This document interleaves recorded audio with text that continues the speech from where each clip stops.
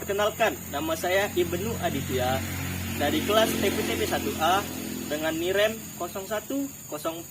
0104218182. Di sini saya akan membuat sebuah video tentang video sosialisasi apa itu nilai etos kerja dan 7 kompetensi dan 6 value yang harus dimiliki oleh seorang pekebun. Baiklah, di sini saya sudah bersama seorang pekebun yang bernama Abang Jono. Ayo kita sampirin dia. Assalamualaikum warahmatullahi wabarakatuh, Bang. Apa kabar, Bang?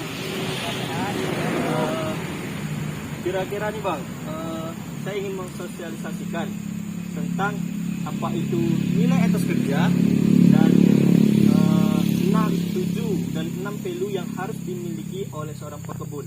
Apakah saya bisa meminta waktu Abang untuk mensosialisasikan hal tersebut? Oh, bisa. Oke, baik Bang, bisa dilihat kamera sebentar agar kita bisa memudahkan video kita. Saya harus nggak ada berdiri nih.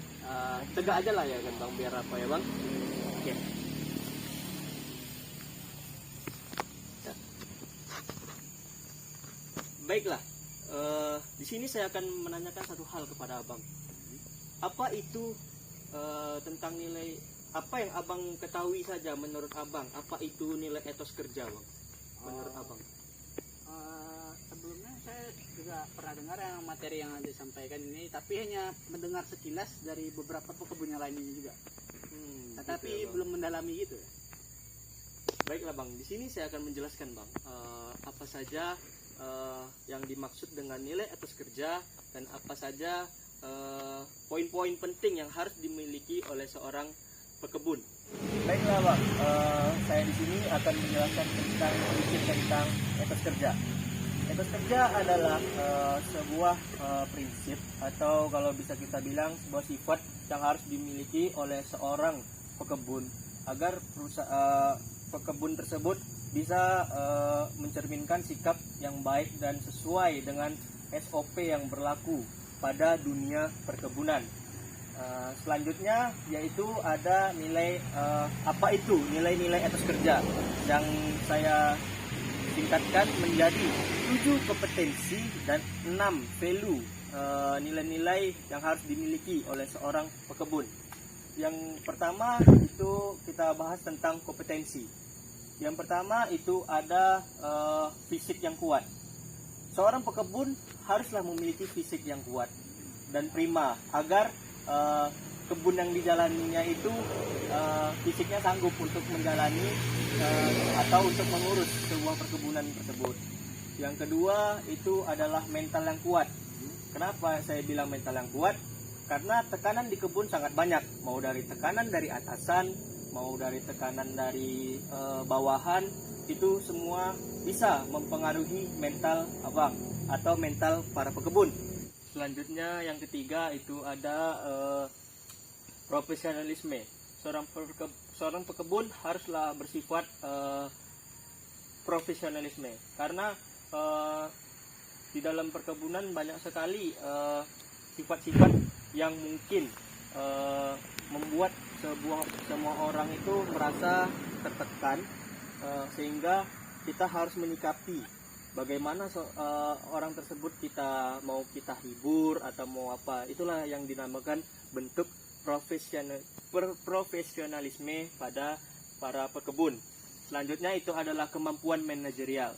Kemampuan manajerial itu adalah kemampuan bagaimana Abang mengatur anggota Abang, bagaimana Abang mengatur, bisa jadi atasan Abang atur, tetapi bukan maksud saya bukan mengatur secara apa, tapi mengatur bagaimana yang ada di perkebunan ini, bagaimana kita cara mengatasi bawahan-bawahan yang ada di perkebunan ini. Selanjutnya ada kemampuan berbahasa. Kemampuan berbahasa itu sangat penting bagi Abang untuk mengatur anggota Abang, karena sebuah bahasa itu akan mempengaruhi apa yang Abang suruh kepada bawahan Abang dan apa yang perintah-perintah yang harus dilaksanakan oleh karyawan Abang harus disampaikan secara baik dan benar bahasanya agar para bawahan Abang itu mengerti apa yang Abang maksud. Selanjutnya itu ada kemampuan informasi teknologi. Itu kalau kita bilang itu kemampuannya adalah kemampuan mengolah komputer, kemampuan mengolah data, kemampuan bagaimana ini berhubungan sama kemampuan manajerial. Tapi di sini kita hanya memainkan datanya. Seperti itulah kira-kira tentang kemampuan informasi teknologi. Selanjutnya yang terakhir yaitu yang ketujuh, itu ada bersahabat. Abang harus bersahabat kepada anggota-anggota abang.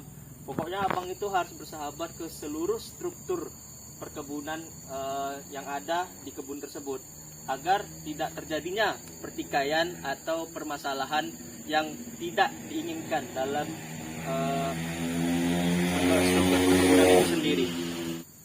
Selanjutnya itu ada menghargai. Abang di perkebunan itu banyaknya pegawai yang sudah lanjut usia maupun yang muda. Jadi abang harus mengkondisikan bagaimana mereka itu bisa saling menghargai, dan bagaimana abang bisa menghargai yang tua, dan bagaimana yang muda bisa menghargai yang tua. Selanjutnya itu ada sikap bersatu. Di dalam struktur perkebunan harus ada sikap bersatu. Agar perkebunan itu maju, sikap bersatu itu sangat penting bagi abang dan kawan-kawan abang agar bisa memanajemen kebun dengan baik dan benar. Nilai yang keempat itu adalah nilai kejujuran. Di setiap perkebunan itu harus memiliki nilai yang jujur, nilai atau sikap yang jujur. Kenapa saya bilang seperti itu? Karena kesalahan mungkin bisa diminimalisir, tapi pasti bisa terjadi. Dari itu kita harus bersikap jujur agar apa yang ada, data yang ada bersifat real atau bersifat apa adanya dengan yang ada di lapangan maupun yang ada di kantor. Selanjutnya itu ada sikap unggul.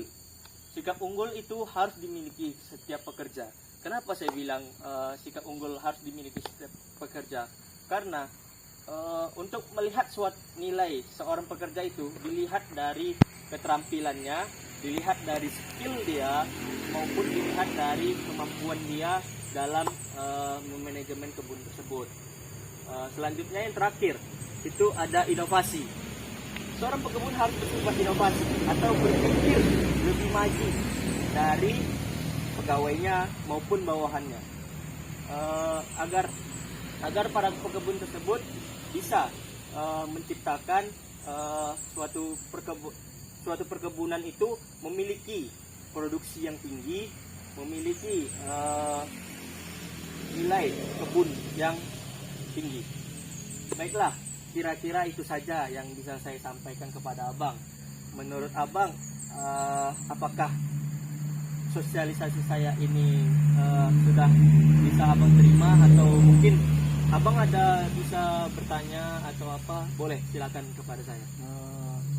Saya ini udah cukup jelas penyampaiannya. Oh, baiklah. Betul kan nih bang? Betul. Terima kasih lah ya bang. Maaf nih mengganggu waktunya, dan maaf mengganggu waktu istirahatnya. Tadi kan sedang istirahat abang kan. Saya mungkin sampai di sini saja sosialisasi saya terhadap nilai etos kerja dan 7 kompetensi dan 6 value pada yang harus dimiliki oleh seorang perkebunan. Abang boleh melanjutkan istirahat abang, dan maaf sekali lagi, maaf mengganggu waktunya. Tidak salah. Terima kasih. Terima kasih informasinya. Oke, terima kasih bang. Baiklah, sampai di sini saja atau sampai di situ sajalah video sosialisasi saya pada video ini. Apabila ada kesalahan saya mohon maaf. Wabillahi taufik wal hidayah. Wassalamualaikum warahmatullahi wabarakatuh.